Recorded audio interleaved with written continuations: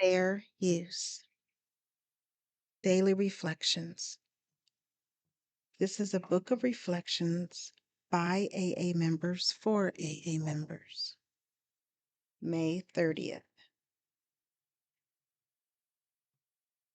Our primary purpose. The more AA sticks to its primary purpose, the greater will be its helpful influence everywhere. AA Comes of Age, page 109.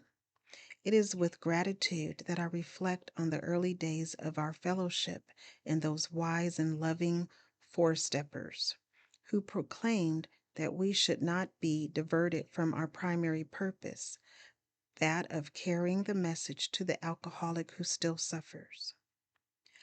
I desire to impart respect to those who labor in the field of alcoholism, being ever mindful that AA endorses no causes other than its own. I must remember that AA has no monopoly on miracle making, and I remain humbly grateful to a loving God who made AA possible. Courage to Change, One Day at a Time in Al-Anon, May 30th. As a result of living in a household where alcohol was abused, the concept of being gentle with myself was foreign. What was familiar was striving for perfection and hating myself whenever I fell short of my goals. I first heard "be gentle with yourself" in an Al-Anon meeting. I had a hard time with the idea until I put my imagination to work. I pictured myself finding a kitten and holding it in my cupped hands. I imagined the feelings I might have toward this sweet creature: tenderness, patience, compassion, wonder, and love. I quickly put myself in the kitten's place and focused all of those gentle feelings in my own direction. It worked. As I have grown in Al-Anon, I have come to see that my higher power holds me in the same gentle way, protecting me, guiding me, and loving me every day. Today's reminder: if I am being hard on myself, I can stop and remember that I deserve gentleness and understanding from myself. Being human is not a character defect. Today I will be gentle with my humaneness. There is a quote by John Ruskin: "The question is not what a man can scorn or disparage or find fault with, but what he can love and value and appreciate." Just for today, daily meditations for recovering addicts, May 30th. Loneliness versus being alone. Sharing with others keeps us from feeling isolated and alone. Basic text, page 85. There is a difference between being alone and being lonely. Being lonely is a state of the heart, an emptiness that makes us feel sad and sometimes hopeless. Loneliness is not always alleviated when we enter into relationships or surround ourselves with others. Some of us are lonely even in a room full of people. Many of us came to Narcotics Anonymous out of the desperate loneliness of our addiction. After coming to meetings, we began to make new friends, and often our feelings of loneliness ease. But many of us must contend with loneliness throughout our recovery. What is the cure for loneliness? The best cure is to begin a relationship with a higher power that can help fill the emptiness of our heart.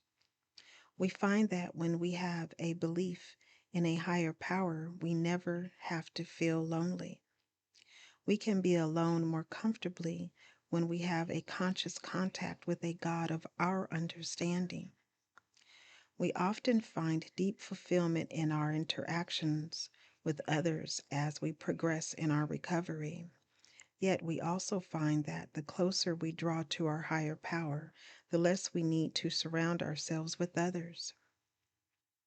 We begin to find a spirit within us that is our constant companion as we continue to explore and deepen our connection with a power greater than ourselves.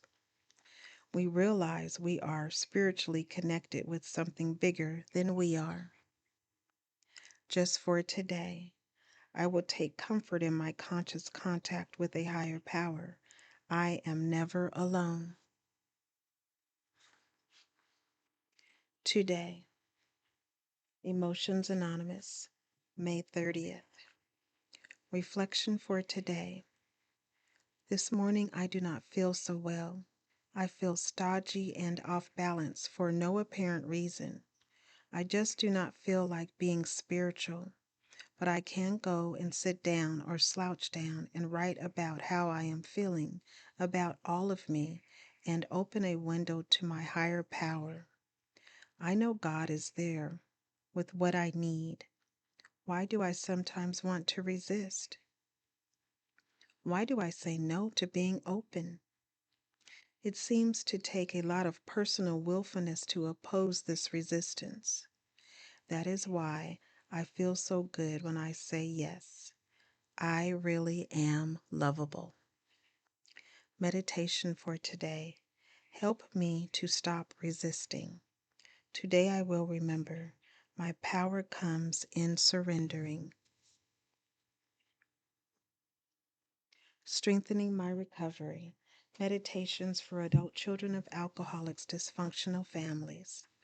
Tradition 5. When carrying the ACA message, we stick to our story and to the principles of recovery. We don't proselytize, bully, evangelize, or manipulate the person we are attempting to help. BRB, page 516. The focus of a single purpose guarantees that we are never going to be distracted by other tempting glittery objects. We do one thing only. We carry the message to the adult child who still suffers. We may be tempted to run into our communities and raise an ACA banner proclaiming the virtues of the program and the obvious need for the 12 steps to address many social ills. We know there are more people who need the program than those who truly want it. However, Tradition 5 does not require us to convince anyone. Experience has shown that if a person lacks the willingness to change, they are unlikely to receive the ACA message well. So we carry the message to those adult children who still suffer, and we move forward, living the principles of the program. We do what we can to ensure the meetings are available to all who want them, and we learn to let go of those who don't respond to the message. We humbly realize that each person has a higher power available to them, which is the only thing that can help them find the willingness to hear the message. The affirmation reads, "On this day I will carry the message in a manner that follows Tradition 5. I will remember above all that I carry the message in my daily life through my own recovery." This is Devotion, Health, and Beauty, DHB Recovery Network. I am Day, DAA are my initials.